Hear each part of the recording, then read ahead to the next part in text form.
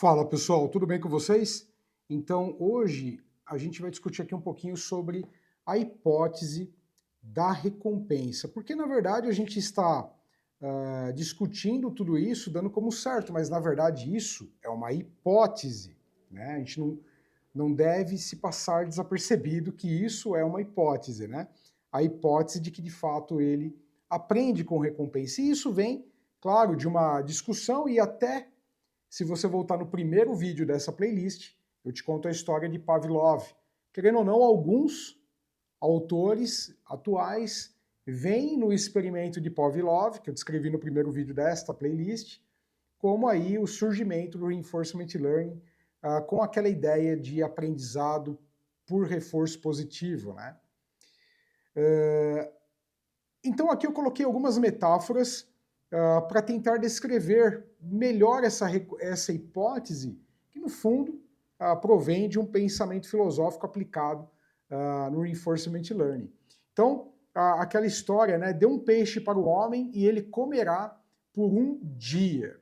Isso aqui, se você parar para pensar, é a inteligência artificial dos anos 40 até 60, que era totalmente os hard rules, né? Então eram as regras duras, né? Os hard rules. O que era isso daqui? É o if, then, else. É aquele papo assim, maior que 18 anos pode andar tirar a carteira de motorista, se não, não pode, enfim.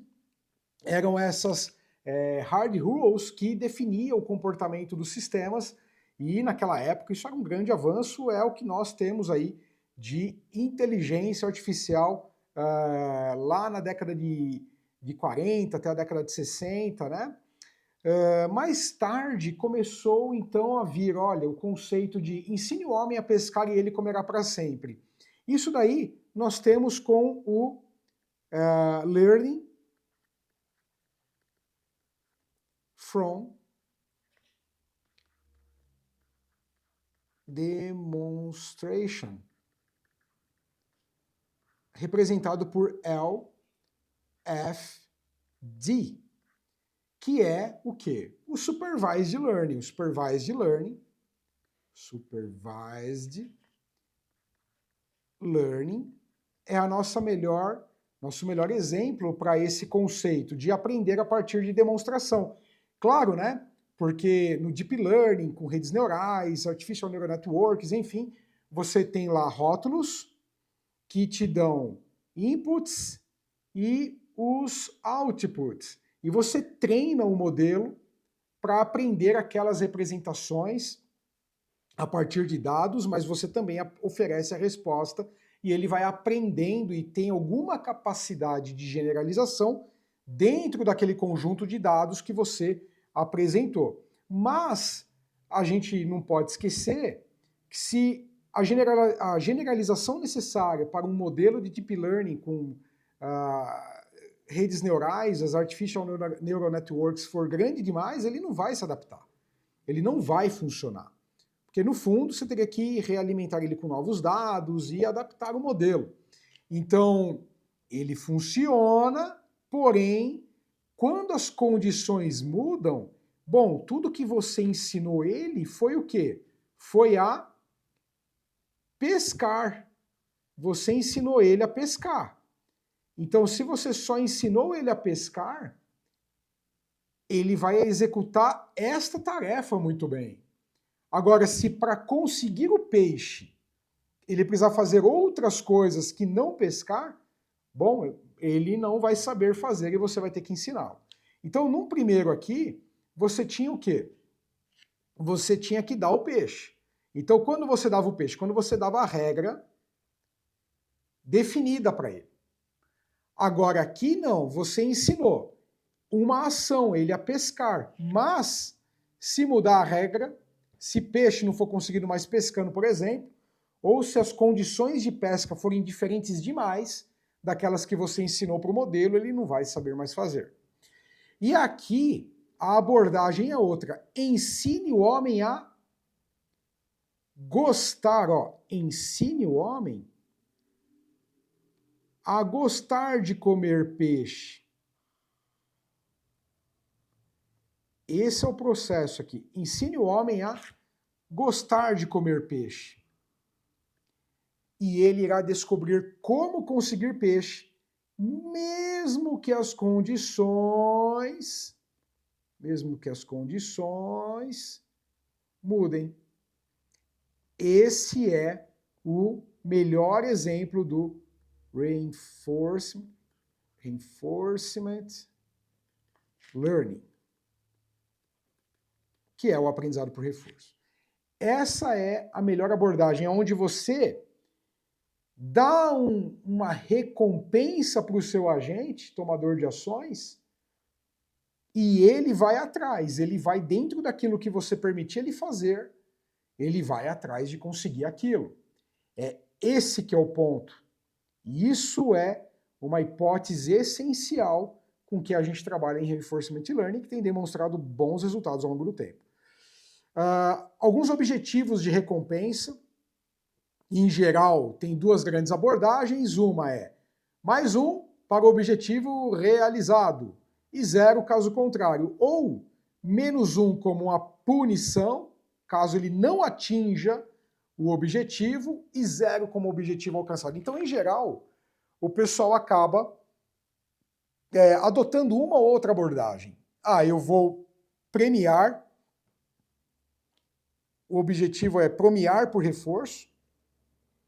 Quando ele consegue alcançar um objetivo, um step importante, ele vai lá e ganha uma recompensa, mais um, por exemplo. E nada se nada acontecer de fato de muito interessante.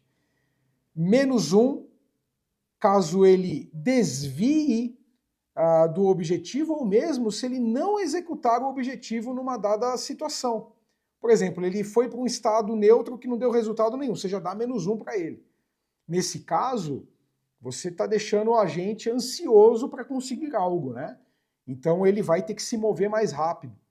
Então, às vezes, você dar algum tipo de recompensa no sentido do objetivo favorece ele a realmente procurar esse objetivo, a chegar logo, mas se ele toma um 0 neutro quando ele não consegue nada, ele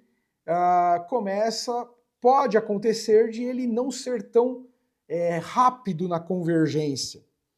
Por outro lado, se a qualquer ação que ele toma não chega no objetivo, você o pune, ele vai tentar ser mais apressado. Ele vai, por exemplo, você pode começar punindo um agente que não toma ação nenhuma. Então você ligou um agente dentro de um ambiente, no mercado financeiro ou um robô, e ele está lá só no estado neutro. Puna ele a cada vez que ele pular para o próprio estado neutro, até que ele faça alguma coisa que vai em sentido do objetivo. Agora, em geral, nas aplicações práticas, você vai ter que sentar e testar uma política de recompensas para o teu agente. Pode ser dessa forma, podem ser valores diferentes, com uma estratégia de bonificação diferente. Isso realmente você vai ter que fazer e experimentar. Alguns desafios à hipótese da recompensa como você representar comportamentos sensíveis ao risco. Então, por exemplo, quando a gente estava aqui, o agente ele quis transitar para investir em tech, né? Ele queria fazer um buy aqui e comprar tech, mas logo o próximo estado seria beer, que ia comer todo o investimento dele, né? Então, como fazer isso? E isso não é por meio de regras hard rules. Você vai precisar encontrar a política de recompensas adequada para isso. Porque na hora que você entra no Reinforcement Learning e coloca o if then else ali, você está criando bias. E no fundo o que você quer é que o seu agente explore ações novas que superem um especialista humano. Num exemplo do Go, quando usaram o Reinforcement Learning para resolver o Go, ele começou a jogar 2 agentes, um sistema multi-agentes, ele encontrou novas jogadas de Go que nenhum grande mestre em toda a história do jogo Go tinha percebido. Isso é bem interessante. Ou quando você vê aquelas jogadas do Stockfish, jogando contra especialistas, grandes mestres humanos, né? Parece que as jogadas do Stockfish é meio transcendental e ele usa totalmente o Reinforcement Learning. Ou quando você vê o Stockfish jogando, por exemplo, com Lila Zero, que são duas engines de Reinforcement Learning que jogam xadrez. Rapaz, você vê desde a abertura até o final jogadas que é muito difícil de você entender qual é a visão deles ali, o que ele está prevendo. É muito difícil. Você joga, olha um jogo do Kasparov, de Carlsen, do Magnus, né, do Mago de Riga, enfim, você tem dificuldade, mas com algum esforço você entende. Mas olhar o jogo de Lila Zero, por exemplo, como Stockfish, que outro dia eu assisti, parece uma coisa transcendental, assim, é difícil de você interpretar exatamente a sequência dos eventos. E é sobre isso, né? É você fugir do livro-texto. Então, os jogadores humanos seguem o livro de aberturas de xadrez. Os grandes mestres de Go seguem os livros de abertura de Go. Mas e se existirem outras formas? E quando você deixa o seu agente livre, mas com a política de recompensas adequadas e ensinando ele que ele tem que ir atrás disso, rapaz, ele faz e faz direitinho. Algumas coisas que você tem que ter em mente é como representar o comportamento sensível ao risco e como incentivar a diversidade no comportamento, que de certa forma não são mutuamente exclusivos, mas estão ali na limiar, né? De um exclui o outro. Então é um desafio, são temas importantes a hipótese da recompensa aplicada no Reinforcement Learning. Deixa teu like, se inscreva, comenta aí, gostou dessa ideia? O que você achou? Te fez pensar um pouquinho no assunto, nessa filosofia toda de Reinforcement Learning? Comenta comigo. Um abraço, tchau!